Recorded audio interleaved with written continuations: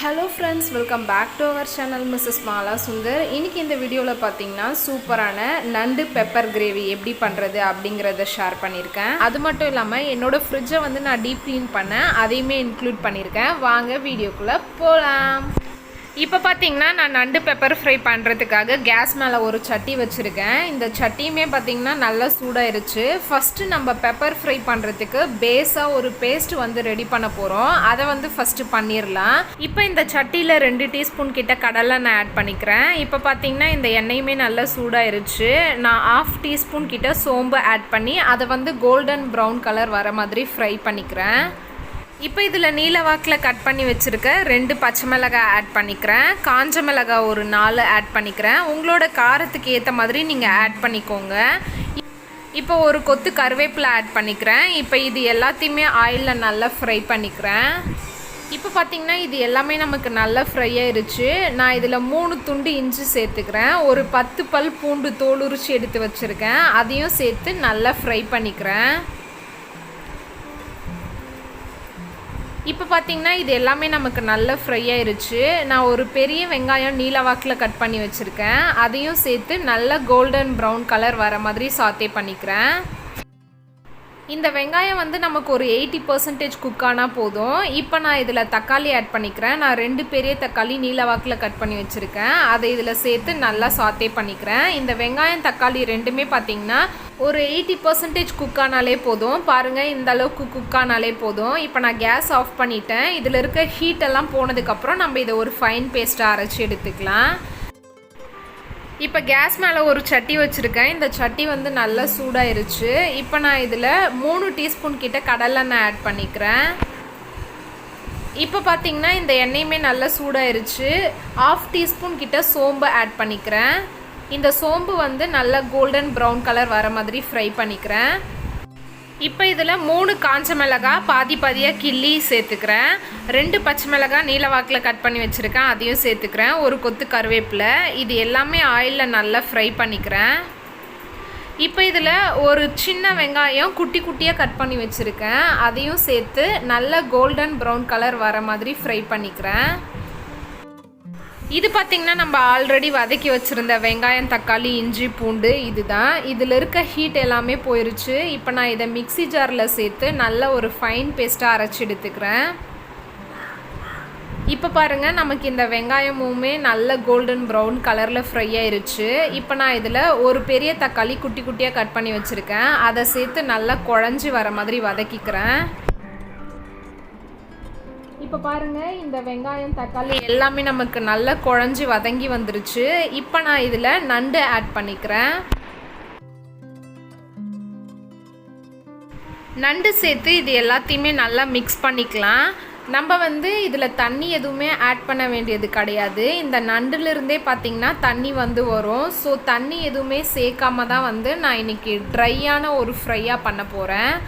பாருங்கள், தண்ணி எதுவுமே நான் ஆட் பண்ணவே இல்லை.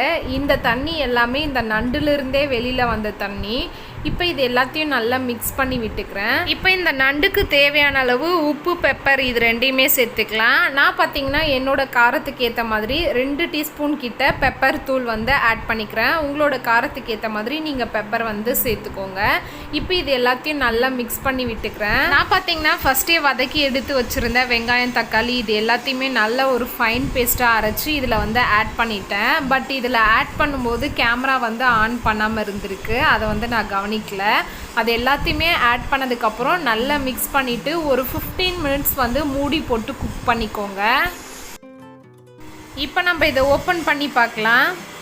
பாருங்கள், நண்டில் வந்து எவ்வளோ தண்ணி இருந்தது அது எல்லாமே நல்லா சுண்டி நண்டு வந்து நல்லா வெந்து வந்திருக்கு. இப்போ பார்த்திங்கன்னா நமக்கு இந்த சூப்பரான நண்டு பெப்பர் ஃப்ரை வந்து ரெடி ஆயிருச்சு. பாருங்கள், நண்டுமே நமக்கு நல்லா வெந்து வந்துருச்சு. இவ்வளோ தான் ஃப்ரெண்ட்ஸ். இந்த நண்டு பெப்பர் ஃப்ரையை வந்து கண்டிப்பாக உங்கள் வீட்டில் ட்ரை பண்ணி பாருங்கள். இப்போ கேஸை வந்து நான் ஆஃப் பண்ணிட்டேன். இப்போ இதுக்கு மேலே கொஞ்சமாக கொத்தமல்லி இலைகளை வந்து தூவி விட்டுக்கலாம். சூப்பரான நண்டு பெப்பர் ஃப்ரை வந்து ரெடி ஆயிடுச்சு. கண்டிப்பாக இந்த நண்டு பெப்பர் ஃப்ரையை உங்கள் வீட்டில் ட்ரை பண்ணி பார்த்துட்டு டேஸ்ட் எப்படி இருந்ததுன்னு கமெண்டில் சொல்லுங்கள். குக்கிங் ஒர்க்ஸ்லாம் முடிச்சதுக்கப்புறம் என்னோட ரொட்டீன் ஒர்க்ஸ் எல்லாமே முடிச்சுட்டு ஃப்ரிட்ஜ் வந்து டீப் க்ளீன் பண்ணேன். ஃப்ரிட்ஜ் பார்த்திங்கன்னா 2 days க்ளீன் பண்ணேன். ஃபஸ்ட்டு டே வந்து ஃப்ரீசர் செக்ஷன் மட்டும்தான் க்ளீன் பண்ணேன். செகண்ட் டே தான் பார்த்திங்கன்னா ரெஃப்ரிஜரேட்டர் க்ளீன் பண்ணேன். பாப்பா இருக்கிறதுனால ஒரே நாளில் வந்து ரெண்டுமே என்னால் க்ளீன் பண்ண முடியல. So freezer section 1 day, refrigerator 1 day clean பண்ணேன். ஃபஸ்ட்டு பார்த்தீங்கன்னா ஃப்ரீசர் செக்ஷனில் டோர் சைடில் அவுட்டரில் இருக்கக்கூடிய எல்லா டெக்கரேட்டிவ் ஐட்டம்ஸ், ஹேண்டில், கவர் இது எல்லாமே ரிமூவ் பண்ணிட்டேன். அதுக்கப்புறம் ஃப்ரீசருக்குள்ளே ஸ்டோர் பண்ணி வச்சுருக்க கண்டெய்னர்ஸ் எல்லாமே எடுத்து கவுண்டர் டாப்பில் வந்து வச்சுட்டேன். அதே மாதிரி ஃப்ரீசர் செல்ஃபில் இருந்த செல்ஃப் லைனரையுமே எடுத்துட்டேன். அதே மாதிரி டோர் செக்ஷனில் ஸ்டோர் பண்ணி வச்சுருந்த எல்லாத்தையுமே எடுத்து இந்த மாதிரி கவுண்டர் டாப்பில் வந்து வச்சுட்டேன். அதுக்கப்புறம் பார்த்தீங்கன்னா ஃப்ரீசருக்குள்ளே இருக்கிற செல்ஃப் எல்லாமே கையோடு ரிமூவ் பண்ணிட்டேன். ரிமூவ் பண்ணதுக்கப்புறம் பாருங்கள் ஃப்ரீசருக்குள்ளே எவ்வளோ டஸ்ட் இருக்குது அப்படின்ட்டு. ஃப்ரிட்ஜ் வந்து அப்படியே பார்க்கும்போது க்ளீனாக இருக்க மாதிரியே தான் இருக்கும். ஒன்ஸ் நம்ம வந்து டீப் க்ளீன் பண்ணலாம் அப்படின்ட்டு எல்லாம் ரிமூவ் பண்ணும்போது தான் எவ்வளோ டஸ்ட் இருக்குன்னு நமக்கே தெரியும். இப்போ பார்த்தீங்கன்னா ஃப்ரீசர் செக்ஷனில் இருந்த எல்லாத்தையுமே வந்து ரிமூவ் பண்ணியாச்சு. ஃபஸ்ட்டு ட்ரை கிளாத் வச்சு ஃபுல்லாமே நல்லா தொடச்சி விட்டுக்கிறேன். அதுக்கப்புறம் வெட் கிளாத் வச்சு நல்லா தொடச்சி விட்டுருவேன். அதுக்கப்புறம் திரும்பவும் ட்ரை கிளாத் வச்சு நல்லா தொடச்சிட்டு அதுக்கப்புறம் நம்ம செல்ஃப் எல்லாமே ஆர்கனைஸ் பண்ணிக்கலாம். இப்போ பார்த்தீங்கன்னா நான் ட்ரை கிளாத் வச்சு ஃபுல்லாமே தொடச்சாச்சு. இப்போ செகண்ட் டைம் வந்து வெட் வாட்டரில் ஃபுல்லாக வைப் பண்ணிக்கலாம். நான் பார்த்திங்கன்னா எப்பவுமே எந்த ஒரு கெமிக்கல் லிக்விடுமே ரெஃப்ரிஜரேட்டருக்குள்ளே க்ளீனிங்காக யூஸ் பண்ண மாட்டேன். இந்த கிண்ணத்தில் பார்த்திங்கன்னா ப்ளெயினான வாட்டர், அதில் வந்து 2 லெமன் கட் பண்ணி அதோட ஜூஸை வந்து ஆட் பண்ணி வச்சுருக்கேன். அதை தான் இந்த கிளாத்தில் வந்து டிப் பண்ணி ரெஃப்ரிஜரேட்டர் ஃபுல்லாக வந்து துடைக்கிறதுக்கு அந்த லிக்விடை தான் வந்து யூஸ் பண்ணுவேன். இந்த மாதிரி லெமனை யூஸ் பண்ணி நீங்கள் துடைக்கிறதுனால ரெஃப்ரிஜரேட்டருக்குள்ளே ஏதாச்சும் கரை இருந்தாலும் அது ஃபுல்லாமே நல்லா வந்து ரிமூவ் ஆயிரும். அது மட்டும் இல்லாமல் அந்த லெமனோட அரோமாவும் நமக்கு நல்லாவே வரும். இதே நீங்கள் க்ளீனிங் லிக்விட்ஸ் வச்சு ஃப்ரிட்ஜுக்குள்ளே வந்து க்ளீன் பண்ணும்போது என்ன ஆகும்னு பார்த்தீங்கன்னா அந்த க்ளீனிங் லிக்விடில் இருக்கக்கூடிய ஃப்ராக்ரன்ஸ் வந்து ஃப்ரிட்ஜு ஃபுல்லாக இருக்கும். அது மட்டும் இல்லாமல் நம்ம ஸ்டோர் பண்ணக்கூடிய வெஜ்ஜஸ் எல்லாத்துலேயுமே பார்த்திங்கன்னா அந்த ஸ்மெல் வந்து வரும். ஸோ நீங்கள் மேக்ஸிமம் க்ளீனிங் லிக்விட்ஸ் வச்சு இன்னர் சைடில் வந்து க்ளீன் பண்ணுறதை அவாய்ட் பண்ணிக்கோங்க. இந்த மாதிரி லைமோட ஜூஸ் எடுத்து அதை வந்து இன்னர் சைடில் நல்லா க்ளீன் பண்ணுறதுக்கு யூஸ் பண்ணிக்கலாம். இப்போ பார்த்தீங்கன்னா ஃப்ரீசருக்கு உள்ள வெளியில் ஃபுல்லாமே நல்லா க்ளீன் பண்ணியாச்சு. இப்போ ஃப்ரீசருக்குள்ளே இருந்து எடுத்த செல்ஃப்ஸு எல்லாமே பார்த்திங்கன்னா சோப்பு போட்டு நல்லா வாஷ் பண்ணி எடுத்துடுறேன். அதே மாதிரி டெக்கரேட்டிவ்காக யூஸ் பண்ண அந்த மேக்னெட்டிக் பட்டர்ஃப்ளை அது எல்லாமுமே கூட கையோட வாஷ் பண்ணியாச்சு. இப்போ பார்த்திங்கன்னா வாஷ் பண்ண எல்லாத்தையுமே கையோட வந்து ட்ரை பண்ணிடுறேன். வெயில் பார்த்திங்கன்னா நல்லாவே காஞ்சிட்ருக்கு. இது எல்லாமே வித்தின் 1 hourஸ்லேயே நல்லாவே வந்து ட்ரை ஆயிரும். இது எல்லாமே ட்ரை பண்ணதுக்கப்புறம் பார்த்திங்கன்னா ஃப்ரிட்ஜ்குள்ளே வந்து ஆர்கனைஸ் பண்ணுற அந்த செல்ஃப் எல்லாமே நான் ஒரு ட்ரையான கிளாத் வச்சு அதில் இருக்க ஈரம் எல்லாமே நல்லா தொடச்சிட்டு அதுக்கப்புறம் தான் வந்து ட்ரை பண்ணுறதுக்காக எடுத்துகிட்டு போய் வெயிலில் வந்து வச்சேன். ட்ரை பண்ணுறதுக்காக வச்சுருந்த இது எல்லாமே பார்த்திங்கன்னா 1 hourக்குள்ளவே நல்லா ட்ரை ஆயிடுச்சு. இப்போ இந்த செல்ஃப் எல்லாமே வந்து ஃபிக்ஸ் பண்ணிவிட்டு அதில் போடக்கூடிய செல்ஃப் மேட் எல்லாமே வந்து போட்டாச்சு. ஆஸ் யூஷுவல் இதில் வந்து என்னென்னலாம் ஸ்டோர் பண்ணுவேனோ அது எல்லாமே ஃப்ரீசருக்குள்ளே வந்து ஸ்டோர் பண்ணிட்டேன். அதே மாதிரி சைட் டோரில் இருக்கக்கூடிய செல்ஃப் எல்லாமே வந்து ஃபிக்ஸ் பண்ணிவிட்டு செல்ஃப் லைனரையுமே வந்து போட்டாச்சு. போட்டுட்டு இந்த செல்ஃபில் நான் என்னென்ன திங்ஸ்லாம் வந்து ஆர்கனைஸ் பண்ணுவேனோ அது எல்லாமே வந்து ஆர்கனைஸ் பண்ணி வச்சிடுறேன். இப்போ பார்த்திங்கன்னா ஃப்ரீசரில் ஸ்டோர் பண்ணக்கூடிய எல்லா திங்ஸையுமே வந்து ஸ்டோர் பண்ணியாச்சு. இப்போ ஃப்ரீசரோட டோர் சைட்லேருந்து கழட்டின இந்த சைடில் இருக்கக்கூடிய இந்த ரப்பரையுமே வந்து ஃபிக்ஸ் பண்ணிடுறேன். இப்போ ஃப்ரீசரோட டோர் செக்ஷனில் இருக்கக்கூடிய ஹேண்டிலுக்கு கவர் போட்டாச்சு. இப்போ ஃப்ரீசர் டோருக்கு மேலே வச்சுருந்த டெக்கரேட்டிவ் ஐட்டம்ஸான மேக்னெட்டிக் பட்டர்ஃப்ளை எல்லாத்தையுமே பார்த்திங்கன்னா ஆர்கனைஸ் பண்ணியாச்சு. இப்போ ஓவர் வியூ வந்து ஃப்ரீசர் எப்படி இருக்குது அப்படிங்கிறத காமிக்கிறேன். இந்த மாதிரி தான் வந்து ஆர்கனைஸ் பண்ணி வச்சுருக்கேன். இப்போ பார்த்திங்கன்னா நெக்ஸ்ட் டே ரெஃப்ரிஜரேட்டர் க்ளீன் பண்ணுறதையும் அப்படியே வந்து ஒரு கண்டினியூவாக நான் உங்களுக்கு வந்து காமிச்சிருக்கேன். ரெஃப்ரிஜரேட்டருக்குள்ளே ஸ்டோர் பண்ணி வச்சுருந்த வெஜ்ஜஸ் எல்லாமே வெளியில் எடுத்து வச்சுட்டு செல்ஃபு, அதில் போட்டிருந்த செல்ஃப் மேட்டு, செல்ஃப் லைனர் எல்லாத்தையுமே வந்து வாஷ் பண்ணிட்டேன். இப்போ பார்த்திங்கன்னா ரெஃப்ரிஜரேட்டர் ஃபுல்லாமே வந்து க்ளீன் பண்ணி விட்டுடுறேன். சேம் நேற்று எப்படி அந்த லைம் ஜூஸ் வச்சு க்ளீன் பண்ணினோம் அதே மாதிரி தான் இன்றைக்கும் ரெஃப்ரிஜரேட்டர் ஃபுல்லாமே பார்த்திங்கன்னா லெமன் ஜூஸ் வச்சே தான் வந்து ஃபுல்லாக க்ளீன் பண்ணி விட்டுட்டேன் டாப் டு பாட்டம். இப்போ பார்த்தீங்கன்னா ரெஃப்ரிஜரேட்டர் உள்ள வெளியில் ஃபுல்லாக க்ளீன் பண்ணியாச்சு. இப்போ ரெஃப்ரிஜரேட்டருக்குள்ளே செல்ஃப் எல்லாமே வந்து ஆர்கனைஸ் பண்ணிடலாம். இது எல்லாமே நல்லா ட்ரை ஆனதுக்கப்புறம் தான் நான் எடுத்துகிட்டு வந்து ஃபுல்லாமே ஃபிக்ஸ் பண்ணுறேன். இப்போ பார்த்தீங்கன்னா ரெஃப்ரிஜரேட்டரோட டோர் சைடில் இன்னர் சைடில் செல்ஃப் எல்லாமே ஃபிக்ஸ் பண்ணியாச்சு. இப்போ செல்ஃப் மேட் வந்து போட்டுடுறேன்.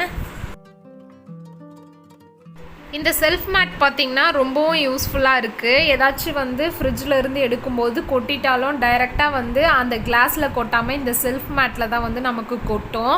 நம்ம ஈஸியாக அந்த செல்ஃப் மேட் எடுத்துகிட்டு போய் வாஷ் பண்ணிவிட்டு நல்லா ட்ரை பண்ணிவிட்டு திரும்பவும் எடுத்துகிட்டு வந்து ரீப்ளேஸ்மெண்ட் பண்ணிக்கலாம். இப்போ பார்த்திங்கன்னா சைட் டோரில் இருக்கக்கூடிய செல்ஃபுக்குமே வந்து செல்ஃப் லைனர் போட்டாச்சு. அதே மாதிரி சைட் டோரில் இருந்து ரிமூவ் பண்ண அந்த ரப்பரையுமே வந்து ஃபிக்ஸ் பண்ணியாச்சு. இப்போ சைட் டோரில் வந்து ஆஸ் யூஷுவல் நான் என்னென்ன திங்ஸ்லாம் ஸ்டோர் பண்ணுவேனோ அது எல்லாமே வந்து ஸ்டோர் பண்ணிக்கிறேன் ஒன் பை ஒன்னாக.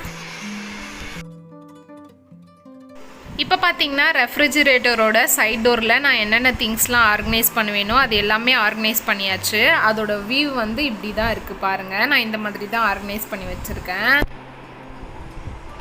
இப்போ ரெஃப்ரிஜிரேட்டருக்குள்ளே வந்து ஆர்கனைஸ் பண்ணிடுறேன். எப்போவுமே நான் எந்த மாதிரி ஆர்கனைஸ் பண்ணி வைப்பேனோ அதே மாதிரி தான் ஆர்கனைஸ் பண்ணியிருக்கேன். எந்த ஒரு சேஞ்சஸுமே பண்ணலை.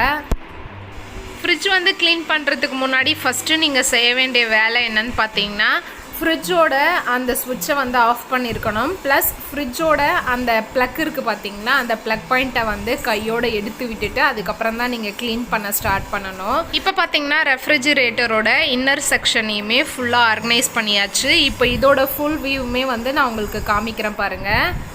இவ்வளோ தான் ஃப்ரெண்ட்ஸ். இந்த வீடியோ வந்து இதோட நான் முடிச்சுக்கிறேன். கண்டிப்பாக இந்த வீடியோ வந்து உங்களுக்கு யூஸ்ஃபுல்லாகவும் இன்ட்ரெஸ்டிங்காகவும் இன்ஃபர்மேட்டிவாகவும் மோட்டிவேஷ்னலாகவும் இருந்திருக்கும்னு நினைக்கிறேன். என்னோட வீடியோஸை நீங்கள் ஃபஸ்ட் டைம் பார்க்குறீங்கன்னா மறக்காமல் என்னோட சேனலை சப்ஸ்கிரைப் பண்ணிக்கோங்க. பக்கத்தில் இருக்க பெல் ஐக்கானை கிளிக் பண்ணுங்கள். அதில் ஆளுன்ற நோட்டிஃபிகேஷன் இருக்கும், அதையும் கிளிக் பண்ணிக்கோங்க. அப்போ தான் ஒவ்வொரு டைம் நான் போடுற நியூ வீடியோஸ் உங்கள் நோட்டிஃபிகேஷனுக்கு வரும். என்னோட வீடியோஸ் உங்களுக்கு பிடிச்சிருந்தா என்னோட வீடியோஸை உங்கள் ஃப்ரெண்ட்ஸ் கூட ஷேர் பண்ணுங்கள், லைக் பண்ணுங்கள், கமெண்ட் பண்ணுங்கள். இதோட நெக்ஸ்ட் ஒரு சூப்பரான வீடியோவோட நான் உங்களை மீட் பண்ணுறேன். டேக் கேர், பாய் பாய்.